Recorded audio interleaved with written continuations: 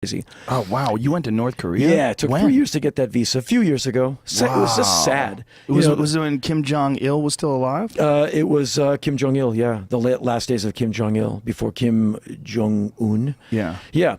And it was just, like when I was in Iran, just like they point you at what you're supposed to look at. Right. Don't look over here. It's a propaganda tour. How much time did you spend in North Korea? About a week.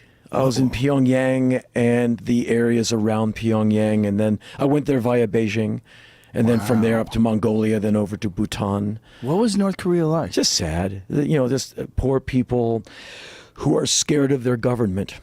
And my tour guides, since I went there alone, they were very suspicious of me. So they put 2 tour spies on me. The nice one who talked to me and the mean one who just scowled and took notes. And every day, the guy would ask me basically the same questions, like when a detective is trying to peel the layers of onion skin off.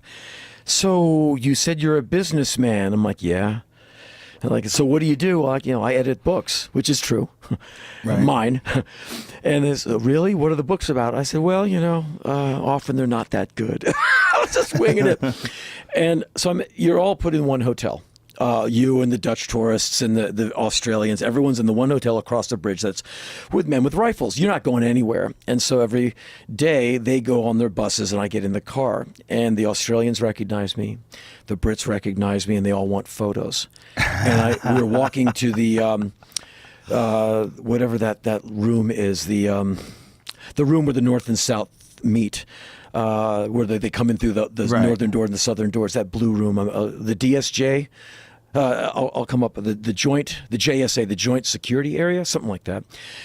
I pulled one of the Australians to the side. I said, can you please call your friends off me, because my tour spy is starting to ask me really weird questions about why people want their photo with me. And if I'm caught being in movies, writing books, rock and roll, I'm going downtown for a meeting that I might not get out of. And so he cooled out all his Australian friends. But then there's this one British guy who just kept getting in my face with the camera, because you're all getting taken to the same places. And I'll never forget this. My tour guide, who for the previous 3 days was like, his English was from school, like, Henry, he went from that to, how does this guy know you? And all of a sudden his English was as good as mine. I'm like, oh no. Whoa. And I'm not good at lying. So I said, I met him in the breakfast room. I don't know, maybe he's hot for me. I was trying to explain it away. And I just had to kind of go, I don't know. And I had to try and avoid this guy.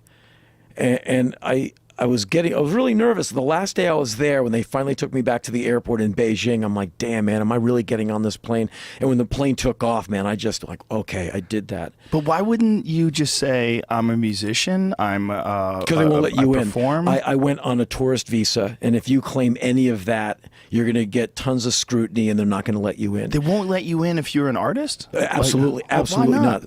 Because they fear it. They fear what you'll go back to the mainland with. Same thing in Iran. Because you're a public person, they don't want you. But how the fuck did they let the basketball player? What the fuck's his name? Rodman. Yeah, how did they let him? Because he toed the party line. And just told Obama, just call your pal Kim. Sure, that'll work out great.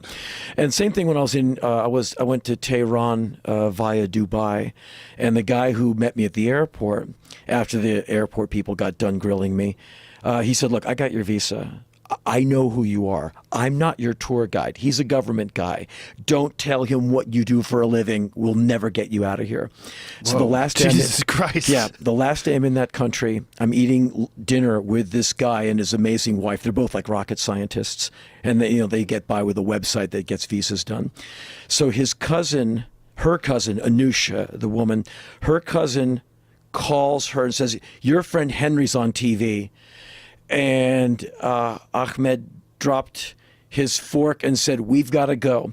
We have to get you to your hotel. You got to pack up right now. We just go to the airport, check in, check your luggage, find a corner, put your face in it, and wait for the flight. And I got to the airport like 4 hours early, because he said, you got to go. Whoa. And so I just sat there in the airport with my face down, and then eventually got on the 3 a.m. to Dubai, and I was out of there. Holy shit. Yeah. What would have happened if you got caught? Questions, which leads to more questions, and you just don't know. It turns into like, well, he's been interrogated for the last 3 months, and we don't know. And since I'm not a hot-looking girl, President Clinton's not coming to rescue me. And so those are the two countries I've been to where don't tell them what you do was what I was instructed before I left. Wow. Yeah.